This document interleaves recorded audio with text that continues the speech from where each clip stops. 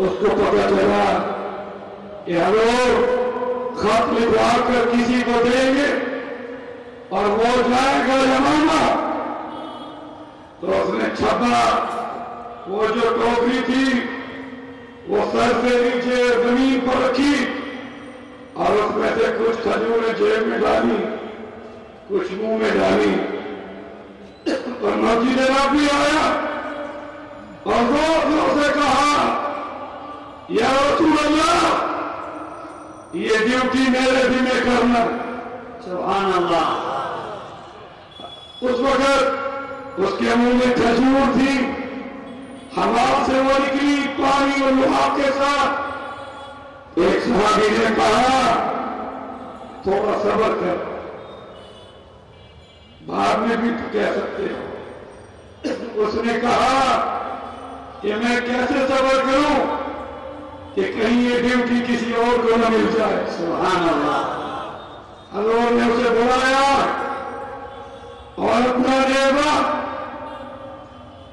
उस सहाबी को दिया। हबीब बिन ज़ैद 11 बच्चों का बाप था, 11 बेटे थे।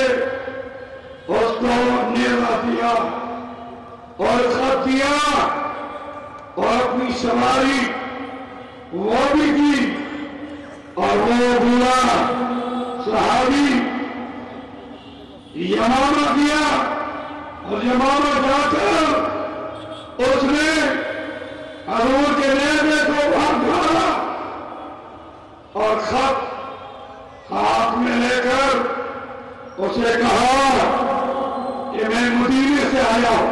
सुभान अल्लाह। मैं कहां से आया हूं? मदीना। मदीने से आया हूं। तो उसने कहा, क्या है तुम्हारे पास? तो उसने कहा, मेरे रसूल का खत है। मेरे रसूल का खत है। रिसाला, खत, लेटर। उसने अपने मानने वाले को कहा, ले लो, पढ़ो क्या लिखा है। तो उसमें हज़रत सल्लल्लाहु अलैहि वसल्लम का वो खत मुसलमा की मौजूदगी में सबके सामने यूं पड़ा जो हजूर ने लिखवाया था, मिन मुहम्मद रसूलुल्लाह सल्लल्लाहु अलैहि वसल्लम। मिन मुहम्मद रसूलुल्लाह इला मुसलमा कज़्ज़ाब। भाई ये लफ्ज़ काफी है। उसने कहा, ये तो मैं खुद ही पढ़ता तो ये लफ्ज़ लोगों के कानों तक न जाता। हजूर ने उसके खत के जवाब में मुसलमा को कज़्ज़ाब का लक़ब दिया। इसलिए आज के बाद कोई शख्स मिर्जा की किताब का हवाला दे तो मिर्जा साहब न कहे, मिर्जा कज़्ज़ाब कहे। मिर्जा कज़्ज़ाब नित्तु। आइए, ये खत्म नबूवत का पहला शहीद है जिसको मुसलमा कज़्ज़ाब ने दरख्त के साथ लटकाया। पहले कहा कि तुम मुझे नहीं मानो, और मैंने कहा खबरदार, मेरे नबी ने तुझे झूठा जवाब दिया है, अंत कज़्ज़ाब। उसके बाद उसने कहा कि तुम क्या करोगे? उसने कहा, मैं तुम्हें मौत के घाट उतारूंगा। उसने कहा कि जब ये खत लेकर मैं मदीने से चला तो मैं अपने घर भी नहीं गया और 11 बेटों को भी नहीं देखा। मैं इंतजार में था कि इस खत्म नबूवत पर मैं शहादत हासिल करूं। उसको दरख्त के साथ बांधा गया। मुसलमा कज़्ज़ाब ने उसका दायां बाजू पहले कटवाया और उसका खून जब निकल रहा था, मगर ज़बान और दिल की धड़कन और तेज थी, तो उसने खत्म नबूवत जिंदाबाद का नारा लगाया।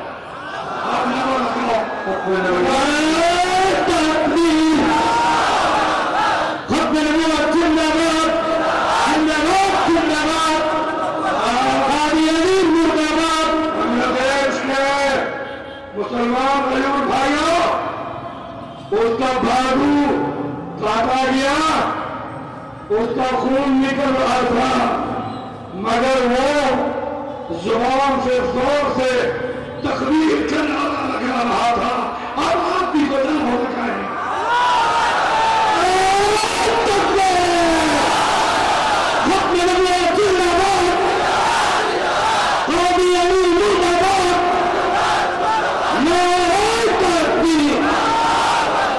उसके बाद मुसलमान हैरान कि खून निकल रहा है और उसने कहा इसकी बाई टांग काटो। बाई टांग काटी गई और जब खून तेजी से निकला तो फिर उसी सहाबी हबीब बिन ज़ैद का नारा था, नारे तकबीर,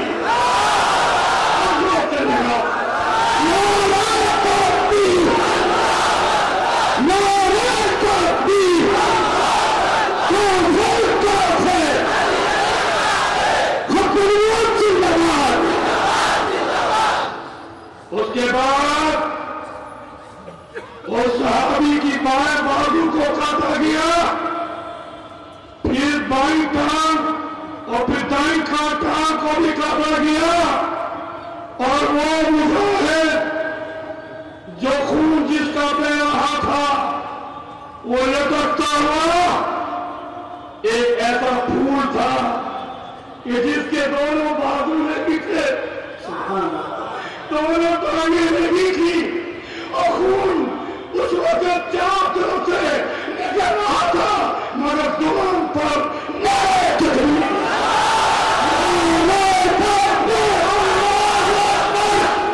नारे तकबीर, अल्लाहु अकबर, नबी बोले नबी नहीं, हम सुने आई का, नबी बोले नबी नहीं, हम सुने आई का, काफिर काफिर, अभी नहीं काफिर, काफिर, अभी नहीं काफिर। মেহমান বলছিলেন ভাই, আর একজন ভণ্ড নবী হতে দাবি করেছিল নবীজি সাল্লাল্লাহু আলাইহি ওয়াসাল্লামের জামানাতে। নবীজি সাল্লাল্লাহু আলাইহি ওয়াসাল্লামের জীবনের সায়ান্নে আর একজন নবী দাবি করেছিল ভণ্ড মিথ্যুক ইয়ামামা এলাকার একজন ব্যক্তি, যার নাম ছিল মুসাইলামা। মুসাইলামা নবুয়তের দাবি করে নবীজি সাল্লাল্লাহু আলাইহি ওয়াসাল্লামের দরবারে একটি চিঠি পাঠিয়েছিল। যে চিঠির সারমর্ম ছিল, সে বলতে চায় যে তুমি যেমন আল্লাহর নবী, আমিও তেমনই আল্লাহর নবী, আর এই জমিন তোমার জন্য অধিক আর আমার জন্য এই জমিনের বাকি হবে। আর কুরাইশ আমার প্রতি ইনসাফ দেওয়া হবে না। এই ছিল তার চিঠি বা তার এই পত্রের সারমর্ম।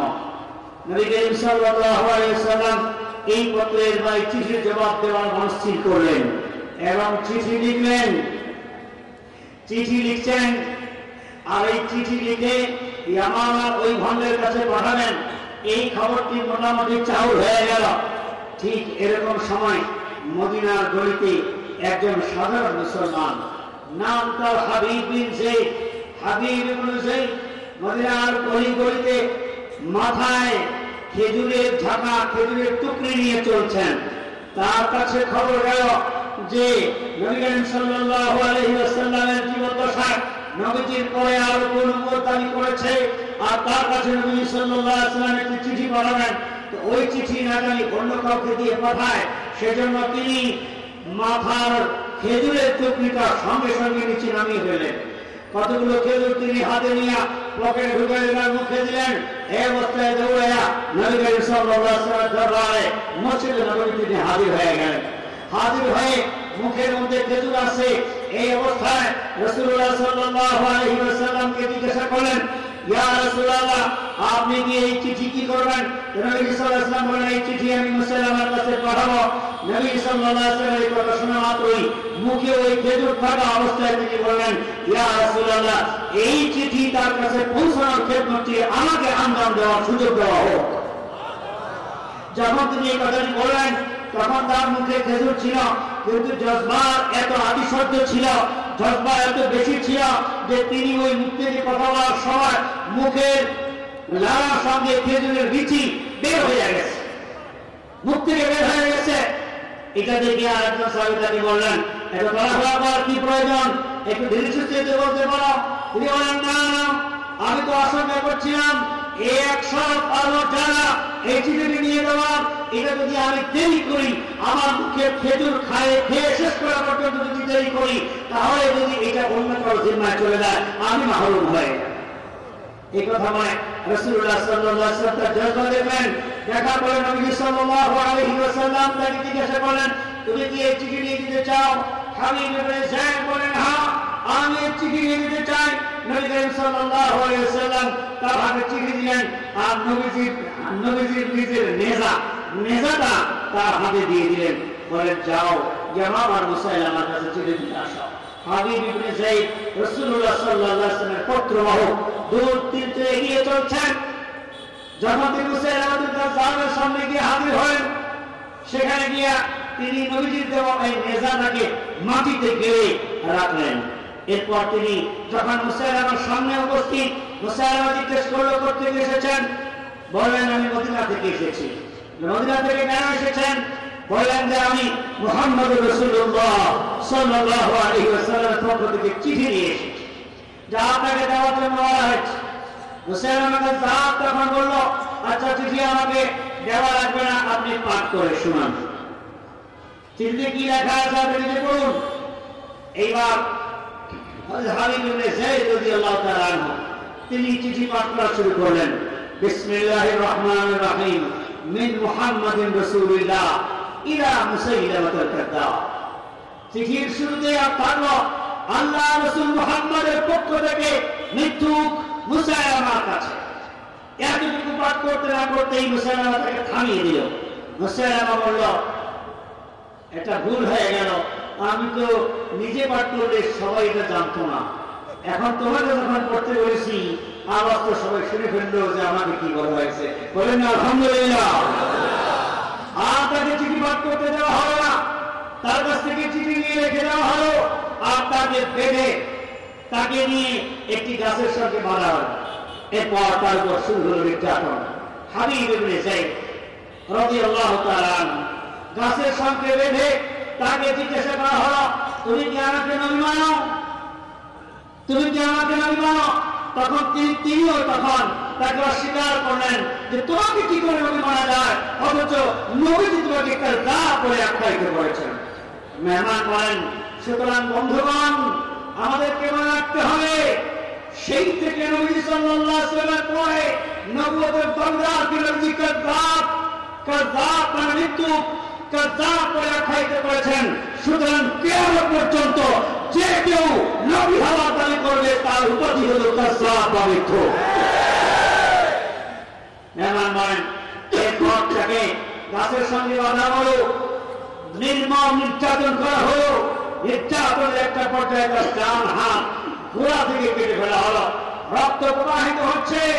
তাকে জিজ্ঞাসা করা হলো, তুমি কি আমাকে নবী হিসেবে স্বীকার করো? তখন তাকে অস্বীকার করলেন, তাকে অভিশাপ দিলেন। এমন অবস্থায় তার বাম পা কেটে ফেলা হলো, রক্ত ঝরছে, প্রবাহিত হচ্ছে। তাকে জিজ্ঞাসা করা হচ্ছে, তিনি বারবার তাকে অভিশাপ দিচ্ছেন, অস্বীকার করছেন। এভাবে তার বাম হাতটি গোড়া থেকে কেটে ফেলা হলো এবং ডান পায়ের গোড়া থেকে কেটে ফেলা হলো। চারটি অঙ্গ কেটে চতুর্দিক থেকে যখন তার শরীর থেকে রক্ত ঝরছে, মৃত্যু তার সামনে উপস্থিত, এমন মুহূর্তেও তিনি সত্যের মধ্যে চিৎকার করে দিয়েছেন। মেহমান বলেন, হাবিব ইবনে যায়েদ রাদিয়াল্লাহু আনহু খাতমে নবুয়তের এই ময়দানে সর্বপ্রথম শহীদ হিসেবে আখ্যায়িত করা হয়েছে। তাকে খাতমে নবুয়তের সংরক্ষণের জন্য সর্বপ্রথম যিনি শাহাদাত বরণ করেছেন তিনি আল্লাহ রাসূলের সাহাবী হাবিব ইবনে যায়েদ রাদিয়াল্লাহু তাআলা আনহু। তিনি তার জীবন উৎসর্গ করার মাধ্যমে বর্বর নির্যাতন সহ্য করার পর খাতমে নবুয়তের উপরে অবিচল অটল থেকে তিনি বারবার মুখ দিয়ে খাতমে নবুয়তের এই আকীদাকে স্বীকৃতি দিয়ে আমাদেরকে শিক্ষা দিয়ে গেছেন। জীবনে খাতমে নবুয়ত রক্ষা করার জন্য প্রয়োজন হয় আমাদেরকে বুকের তালা ঠেলে দিয়ে শাহাদাতের অমৃত পান করতে হবে। हुज़ूर सल्लल्लाहु अलैहि वसल्लम की 23 साला बेशत का दौर है। 13 साला मक्की दौर, 10 साला मदीना मुनव्वरा का मदनी दौर, 25 ग़ज़वात, 56 सराए और इतनी जंगें हुई, मगर सहाबा किराम ने इस्लाम के दिफा के लिए, इस्लाम के दिफा के लिए 268 सहाबा 23 साल में शहीद हुए। उलमा किराम, मशाइख़ इस्लाम, बांग्लादेश के गैरतमंद मुसलमान भाइयों, 23 साल में 259 सहाबा इस्लाम पर शहीद होकर कुर्बान हुए। मगर इसी मुसलमा कज़्ज़ाब के खिलाफ मदीने से लश्कर गिरा और उसमें बदरी सहाबा, बड़े बड़े सहाबा, और उस एक मार्के में मुसलमान कज़्ज़ाब तो उन्होंने जहन्नम नसीब किया। जंग हुई और 1200 सहाबा ज़ाते नबुव्वत पर अपनी जान दे गए। सुभान अल्लाह। भाई, नबी करीम सल्लल्लाहु अलैहि वसल्लम ने नबूवतेर जिंदगी 23 বছর, 23 বছরের 13 বছর মক্কি जिंदगी আর 10 বছর মদনী जिंदगी। মক্কা জিন্দেগিতে জিহাদের হুকুম নাযিল হয়নি, কিন্তু নির্যাতনের ভিত্তিতে কুরাইশদের মুশরিকিনদের নির্যাতনের কারণে অনেকজন শাহাদাত বরণ করেছেন। ইসলামের প্রথম শহীদ একজন নারী সাহাবী সুমাইয়া রাদিয়াল্লাহু আনহা। অতঃপর যখন মদিনায় জিহাদের বিধান নাযিল হয়েছে, নবী করিম সাল্লাল্লাহু আলাইহি ওয়াসাল্লাম সশরীরে উপস্থিত হয়ে জিহাদ করেছেন এবং কোন কোন জিহাদে নিজে উপস্থিত হননি, সাহাবায়ে কেরামকে পাঠিয়েছেন। এভাবে গজওয়া এবং সারিয়ে মিলে 88টি জিহাদ সংগঠিত হয়েছে। এই 23 বছরের নবুয়তের জিন্দেগিতে ইসলামের জন্য শহীদ হয়েছেন তাদের সংখ্যা সাহাবায়ে কেরাম 259 জন। কতজন? 259। এমন 23 বছরে ইসলামের জন্য জান কোরবান করে শাহাদাতের সুধা পান করেছেন এমন সাহাবীর সংখ্যা 259 জন। পক্ষান্তরে নবী সাল্লাল্লাহু আলাইহি ওয়াসাল্লামের খাতমে নবুয়তের আকীদা সংরক্ষণ করার জন্য, নবী সাল্লাল্লাহু আলাইহি ওয়াসাল্লামের জাত সত্তার সংরক্ষণের জন্য একটি মাত্র যুদ্ধ যা ইয়ামামার ময়দানে সংঘটিত হয়েছে। এই ইয়ামামার ময়দানে মুসাইলামার বিরুদ্ধে যে জিহাদ সংঘটিত হয়েছে, সেই একটি মাত্র যুদ্ধে খাতমে নবুয়তের যুদ্ধে নবীর সত্তার সংরক্ষণে 1200 মুসলমান শাহাদাত বরণ করেছে। নারায়ে তাকবীর, নারায়ে তাকবীর, আল্লাহু আকবার। ইলায়ে খাতমে নবুয়ত জিন্দাবাদ, জিন্দাবাদ। ইলায়ে খাতমে নবুয়ত জিন্দাবাদ, জিন্দাবাদ। কাফের কাফের আলিয়া কাফের, কাফের কাফের আলিয়া কাফের। নবীর পরে নবী নাই, সংসদের আইন চাই। নবীর পরে নবী নাই, সংসদের আইন চাই। মেহমান বলেন যে এই যে 1200 সাহাবী শহীদ হয়েছেন, এই 1200 সাহাবীর মধ্যে সাহাবীদের মধ্যে মর্যাদাগত উপরে নিচে আছে। সবচেয়ে বেশি মর্যাদার সাহাবী যাদের তারা হলেন বদরে অংশগ্রহণ করেছেন। বদরে অংশগ্রহণকারী সাহাবীদের ব্যাপারে হাদিসের মধ্যে ইরশাদ হয়েছে, আল্লাহ রাব্বুল আলামিন বদরের সাহাবীদের সম্পর্কে বলেছেন, ইমালু মা শিতুম ফাকাদ ওয়াজাবাত লাকুমুল জান্নাহ। বদরের সাহাবায়ে কেরাম যা মন চায় তাই করো, তোমাদের জন্য জান্নাত ওয়াজিব হয়ে গেছে। বদরের সাহাবায়ে কেরামের মধ্য থেকে সাহাবীরাও ছিলেন এই জিহাদের মধ্যে যারা শহীদ হয়েছেন। ওদের ময়দানে যারা শাহাদাত বরণ করেননি এমন সাহাবীরাও ছিলেন এই মুসাইলামাতুল কাযযাবের বিরুদ্ধে। এবং বায়াতুর রিজওয়ানের মধ্যে বায়াত গ্রহণকারী হুদায়বিয়ার সময় তাদের মধ্যে থেকে অনেকে ছিলেন এখানে। এইভাবে 1200 মুসলমান যে শহীদ হয়েছেন তার মধ্যে কোরআনে কারীমের হাফেজ ছিলেন 900। 900 হাফেজে কোরআন ওই জিহাদের মধ্যে শহীদ হয়ে গেছে। মুসাইলামাতুল কাজ্জাবের এই ঘটনার মধ্যে আরেকটি বিষয় উল্লেখ না করলেই নয়। মেহমান বলেনি আমি সংযুক্ত করে দিচ্ছি। আপনারা সকলেই জানেন উহুদের ময়দানে হযরত হামজা রাদিয়াল্লাহু তাআলাকে শহীদ করেছিল কে? ওয়াহশী। কে? ওয়াহশী নিজের স্বাধীনতার জন্য, নিজে আজাদ হওয়ার জন্য আরো পুরস্কারের প্রলোভনে নবী হয়ে সে তখন হামজা রাদিয়াল্লাহু তাআলাকে শহীদ করে দেয়। পরবর্তীতে ফতহ মক্কার পরে তিনি ইসলাম কবুল করেন। নবীজির দরবারে যখন তিনি হাজিরা দিয়েছেন, নবীজি জিজ্ঞাসা করেছিলেন তুমি কি হামজাকে শহীদ করেছিলে? ওয়াহশী বললেন যে হ্যাঁ, এমন কিছু আমার দ্বারা ঘটেছে। এবার নবীজি বললেন তাহলে তুমি আমার সামনে উপস্থিত হওয়া থেকে নিজেকে দূরে রাখতে পারবা কি? আমার সামনে উপস্থিত হয় না। কারণ কি? তোমাকে দেখলে আমার মনে হয়তো কষ্ট আসতে পারে, আর এই কষ্টের কারণে তোমার ক্ষতি হয়ে যাবে। এই জন্য তুমি তোমার পেছনে থেকে সামনে এসো না। ওয়াহশী রাদিয়াল্লাহু তাআলা আনহু যখন ঈমান গ্রহণ করেছেন আর তারপর নবী সাল্লাল্লাহু আলাইহি ওয়াসাল্লাম দরবারে একবার মাত্র হাজিরা দিয়েছেন, এরপর আসতে পারবেন না, আমার কষ্ট। এইবার তিনি প্রতিজ্ঞা করলেন নবীর প্রিয় চাচাকে শহীদ করার মাধ্যমে যে কষ্টটি নবীর মুখে আমি দিয়েছি, যদি কখনো সুযোগ হয় তাহলে আমি নবীর এই কষ্টের বদলা ইসলামের জন্য আমি কিছু একটা করতে চেষ্টা করব। মুসাইলামাতুল কাজ্জাবের বিরুদ্ধে সিদ্দিক আকবরের পক্ষ থেকে যখন জিহাদের ঘোষণা হলো, তখন হযরত ওয়াহশী রাদিয়াল্লাহু তাআলা আনহু চিন্তা করলেন এটা আমার মুখ্যম সুযোগ হবে। ওই মেধা, ওই বর্ষা দিয়ে তিনি আঘাত করার মনস্থ করলেন, যেই বর্ষা দিয়ে হামজা রাদিয়াল্লাহু তাআলাকে শহীদ করেছেন। ওই বর্ষাটি হাতে নিয়ে তিনি মুসাইলামাকে হত্যা করার উদ্দেশ্যে ইয়ামামা ময়দানের দিকে রওনা হয়ে গেলেন। শুনশান যখন লড়াই চলছে, তখন তিনি অপেক্ষা করছেন, খুঁজছেন কোথায় আছে, কোথায় পাওয়া যায় মুসাইলামাতুল কাজ্জাব ভণ্ড নবীকে। তখন তিনি তাকে পেয়ে গেলেন এবং পেয়ে যাওয়া মাত্রই তার সেই বর্ষা দিয়া ওই মুসাইলামাতুল কাজ্জাবের বুকে আঘাত করলেন এবং সেই আঘাতের মাধ্যমে তিনি তাকে জাহান্নামের মধ্যে নিক্ষেপ করে মনের তৃপ্তি অর্জন করার চেষ্টা করেছেন।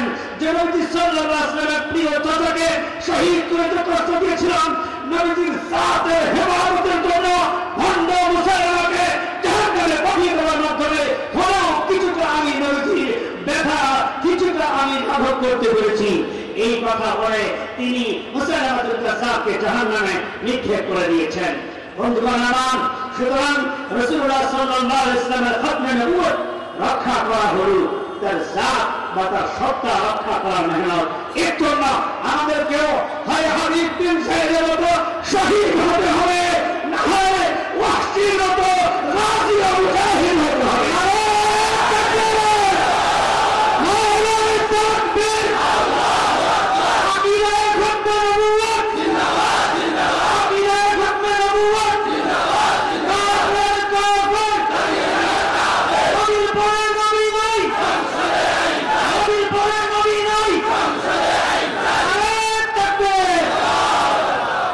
एक आखिरी बात बांग्लादेश की हुकूमत से, क्या माशाअल्लाह ये मुसलमान कंट्री है, इस मुल्क में कादियानी तबलीग कर रहे हैं, लिटरेचर छाप रहे हैं, जैसे मक्का मुकर्रमा राब्ता आलम इस्लामी में कादियानियों को गैर मुस्लिम अक़लियत करार देकर उनकी तबलीगी सरगर्मियों पर पाबंदी लगाई।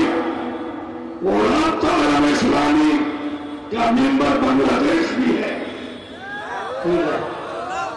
बांग्लादेश भी राब्ता आलम इस्लामी का मेंबर है। उसी की रस्मी में आपके मुल्क बांग्लादेश में कादियानियों की तबलीगी सरगर्मियों पर पाबंदी होनी चाहिए।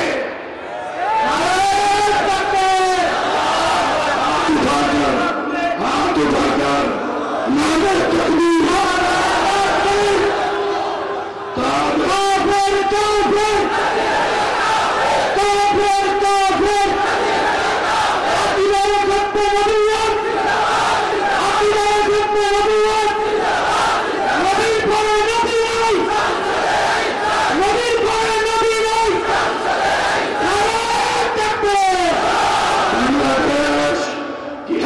को मैं सलाम पेश करता हूं। आप गयूर अवाम बांग्लादेश की आप भी और हम मक्का और मदीना में दुआ करेंगे कि बांग्लादेश में तालीमी इदारों में खत्मे नबूवत का कोर्स होना चाहिए कि नहीं? गौर से कहो। मेहमान বলছিলেন যে ভাই প্রথম যেটা বলেন বাংলাদেশ একটি মুসলিম কান্ট্রি, শুধু মুসলিম কান্ট্রি নয়, এত স্বল্প পরিসরের জায়গায় এত পরিমাণ মুসলমান পৃথিবীর আর কোথাও নাই।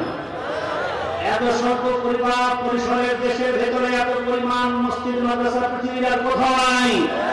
এত স্বল্প পরিসরের দেশের ভেতরে এত পরিমাণ আলেম ওলামা পৃথিবীর আর কোথাও নাই। মেহমান বলেন কাদিয়ানীরা তাদের ষড়যন্ত্রমূলক প্রচারণার মাধ্যমে সাধারণ মুসলমানদের ঈমান হরণ করে মুসলমানকে বেঈমান করার সুযোগ পাচ্ছে। আর এটা যদি করতে না পারে, এই জন্য পৃথিবীর অনেক মুসলিম দেশে তাদেরকে সংখ্যালঘু মুসলিম ঘোষণা করা হয়েছে। তিনি বলেন মক্কা মুকাররমায় রাবেতা আল ইসলামীতে ওআইসিতে যার সদস্য বাংলাদেশ ওআইসির সদস্য কি সদস্য নয়? শুধু সদস্য এটুকু নয়, বরং আমাদের একটি ডকুমেন্ট ছিল। বাংলাদেশের ধর্ম প্রতিমন্ত্রী ছিলেন তখন নাজিমুদ্দিন আল আজাদ, এখনো তিনি বেঁচে আছেন। বাগদাদে একটি ওআইসির সম্মেলন ছিল। ওআইসির সম্মেলনে একটি প্রস্তাব উত্থাপিত হয়েছিল কাদিয়ানীদের ব্যাপারে। সেখানে ওআইসির মিটিংয়ে বাংলাদেশের প্রতিনিধিত্বকারী নাজিমুদ্দিন আল আজাদ তিনি এখনো বেঁচে আছেন। কিছুদিন আগে পরিষদের মধ্যে জি তার বাড়ি যশোরে, হ্যাঁ কিন্তু যশোরের মনে ভুলে গেছিলাম। তিনি কিছুদিন আগে সমৃদ্ধ ঘটনাগত পরিষদের অনুষ্ঠিত সম্মেলনে তিনি নিজে উপস্থিত হয়ে ঘোষণা করেছেন যে বাংলাদেশের প্রতিনিধি হিসেবে ধর্ম প্রতিমন্ত্রীর দায়িত্বে থাকা অবস্থায় বাগদাদে অনুষ্ঠিত ওআইসির সম্মেলনে যখন সর্বসম্মতিক্রমে সিদ্ধান্ত গৃহীত হয়েছে যে কাদিয়ানী মির্জা গোলাম আহমদ কাদিয়ানীকে অবমাননার কারণে মুহাম্মদ রাসূলুল্লাহ সাল্লাল্লাহু আলাইহি ওয়াসাল্লামকে শেষ বিশ্বাস না করার কারণে এবং কোরআন পড়ে আবার ওহী নাযিল হওয়ার দাবি করার কারণে, হযরত ঈসা আলাইহিস সালামকে মৃত দাবি করার কারণে, আরো অসংখ্য নবী রাসূলদেরকে মুস্তাফি করার কারণে, আরো অসংখ্য কুফরি মতবাদ বিশ্বাসী হওয়ার কারণে এরা কখনোই মুসলমান নয়। এই দাবিটি, এই সিদ্ধান্তটি হয়েছিল ওআইসির ওই বাগদাদে অনুষ্ঠিত সম্মেলনে। সেই সম্মেলনে বাংলাদেশের প্রতিনিধিত্বকারী তৎকালীন ধর্ম প্রতিমন্ত্রী নাজিমুদ্দিন আল আজাদ সাহেব বাংলাদেশের পক্ষে ওইখানে স্বাক্ষর করেছিলেন, যাতে সমর্থন করা হয়েছে। এখন বলছেন সুতরাং মুসলিম দেশ, মুসলিম সংখ্যালঘু সরকারও মুসলিম, জনগণ মুসলিম, এমন অবস্থায় ওআইসিতে সিদ্ধান্ত হয়েছে অতএব বাংলাদেশের সরকারের কর্তব্য সংখ্যাগুরু মুসলিম জনগণের দাবি মেনে নিয়ে কাদিয়ানীদের ফিতনা থেকে মুসলমানদেরকে বাঁচানোর জন্য এবং তাদের স্বতন্ত্র অধিকার প্রতিষ্ঠিত হবে সেই উদ্দেশ্যে কাদিয়ানীদেরকে সংখ্যালঘু অমুসলিম ঘোষণা করতে হবে।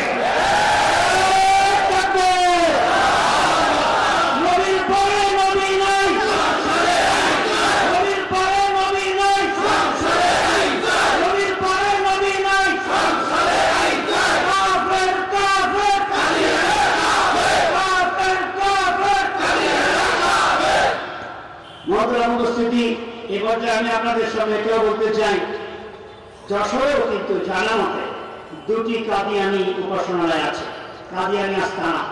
একটা সদরের বাহাদুরপুর গ্রামে আর একটা শাসা থানার বাগচড়া এলাকায়। এই দুটি এলাকায় তারা প্রকাশ্য আস্তানা নিয়ে সেখানে কার্যক্রম চালাচ্ছে। আমাদেরকে সতর্ক থাকতে হবে তাদের এই প্রচারণার ভেতরে পড়ে গিয়ে আমরা যেন আমাদের ঈমান না হয়। শুধু আমরা নয়, আমার আশেপাশে আমার আত্মীয় স্বজন, আমার ভাই, আমার ভাতিজা, আমার চাচা, এরা কেউ যেন এই ধরনের ষড়যন্ত্রের মধ্যে পড়ে সতর্ক থাকতে হবে। ঠিক আছে ইনশাআল্লাহ। আর একটি বিষয়, এর জন্য প্রধান কারণ হলো বিষয়গুলো না জানা। আমরা এই ময়দানে কাজ করতে গিয়ে যেটা আমরা দেখেছি সেটা হলো কাদিয়ানী হওয়ার একমাত্র প্রধানতম কারণ, অনেকগুলো কারণ এই খাতরে নবুয়ত বিষয়ের ঈমান মুসলমানদের কাছে স্পষ্ট না থাকা, মূর্খতা অজ্ঞতার কারণে। এই জন্য আমাদেরকে এই খাতরে নবুয়ত আকীদা কি, কাদিয়ানী কুফরি মতবাদের বিশ্লেষণ কি, এটা জানার জন্য কিছু লেখাপড়া আমাদের করতে হবে। আলহামদুলিল্লাহ ছোট ছোট বেশ কিছু রিসালা পুস্তিকা আপনাদের মাঝে এখন আছে, আপনারা সেগুলো নিজ উদ্যোগে সংগ্রহ করে সেখান থেকে সেটা পড়ে নিজেদের ঈমানি জ্ঞানকে সমৃদ্ধ করতে রাজি আছি তো ইনশাআল্লাহ। এই মজমার ভেতরে এখানে বইয়ের স্টল দেওয়া আছে, সেখানে এই কাদিয়ানী মতবাদ সম্পর্কিত বেশ কতগুলো রিসালা পাওয়া যায়। খাতমে নবুয়ত মাদ্রাসার পক্ষ থেকে প্রকাশিত হয়েছে। মাওলানা আব্দুল মজিদ সাহেব জিন্দাসের সন্তান, তিনিও কয়েকটি রিসালা লিখেছেন। এই বইগুলো আমরা নিজ উদ্যোগে সংগ্রহ করবো এবং শুধু কিনে নিয়ে যাবো না, বরং এটা পড়বো এবং নিজের ঈমানকে বাঁচানোর জন্য সতর্ক থাকবো। আল্লাহ তাআলা আমাদের সবাইকে তৌফিক দান করেন।